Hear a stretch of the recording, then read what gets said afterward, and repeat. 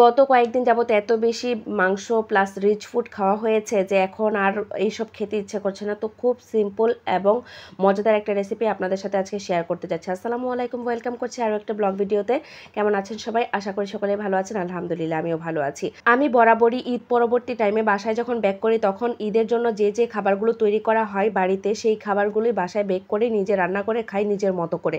তো এখন যেহেতু কোরবানির ঈদ, সবার বাসায় মাংস ভরপুর এবং লেফট ওভার যে মাংসটা থাকে সেটা কিন্তু অনেকেই খায় না। প্লাস দেখা যায় যে ওই মাংসগুলো ফেলানো যায়, সেই মাংসগুলো না ফেলে দিয়ে হচ্ছে একটু ঝুরা ঝুরা করে নুডলস রান্না করে ফেলতে পারেন। বিফ নুডলস খেতে কিন্তু অনেক বেশি মজাদার হয়।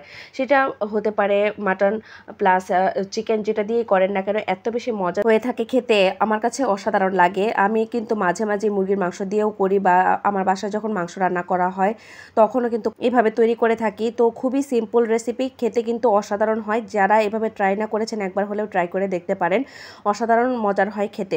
তো আমি আসলে ভাবতেই পারছিলাম না যে ভিডিওতে ভয়েস দেবো কিভাবে। বাসায় ব্যাক করার পর থেকে এত বেশি গান বাজনার উপর দিয়ে যাচ্ছি, ভাই রে ভাই, আমরা যে এলাকায় থাকি এলাকায় মানে এত বেশি গান বাজনা হয় যে কোনো একটা অনুষ্ঠান পারপাসে, মানে খুবই বিরক্তিকর একটা অবস্থা। 4-5 দিন আগে থেকে গান বাজানো শুরু করে। মানুষের কখনোই এইগুলা জিনিস খেয়াল করে না যে অন্য মানুষের কোনো মানে অসুবিধা হচ্ছে কিনা, বিরক্ত বোধ করছে কিনা, এইগুলো তারা কখনোই চিন্তা করে না। খুবই বিরক্তিকর একটা অবস্থা, কেউই আসলে বলার কিছু মানে মতো নাই, তো সেই জন্য আসলে এই অবস্থা হয়। আমি খুবই বিরক্ত হচ্ছি 2-3 দিন যাবৎ, কারণ ওরা নামাজের টাইমটা শুধু বন্ধ করে, মসজিদের নামাজটা যখন শেষ হয়ে যায় এর পরবর্তীতে আবার ছেড়ে দেয় গান।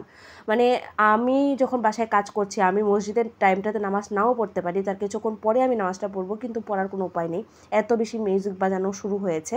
রাতেও ভয়েস দেওয়ার কোনো উপায় নেই, তারপরে হচ্ছে দিনের বেলা ভয়েস দিবেন সেটারও কোনো উপায় নেই। এমন একটা অবস্থার মধ্যে দিয়ে যাচ্ছি, কিচ্ছু করার নেই। খুব বেশি বিরক্ত লাগছে, সহ্য করা যাচ্ছে না। আর এইদিকে একটু হচ্ছে লাচ্ছা সেমাই রান্না করে নিচ্ছি।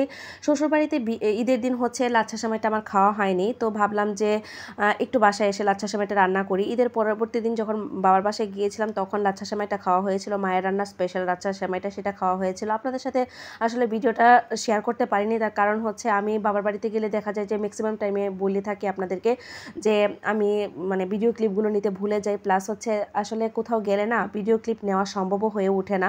তারপরেও যতটুকু নিতে পেরেছিলাম ততটুকু আপনাদের সাথে সবই শেয়ার করেছি, এবং টুকিটাকি রান্নাবান্নাও আপনাদের সাথে শেয়ার করেছিলাম। তো এখন একটা মজাদার রেসিপি শেয়ার করছি, সেটা হচ্ছে কচুরলতি, চেপা শুটকি দিয়ে কচুরলতি। কে কে খেয়েছেন অবশ্যই কমেন্ট করে জানাবেন। আপনাদের ভাইয়ার কিন্তু এটা ভীষণ পছন্দের রেসিপি। আমার মা যখন রান্না করেছিল সেই ক্লিপটা কিন্তু নিতে পারিনি, আপনাদের সাথে গত পর্ব বলেছিলাম।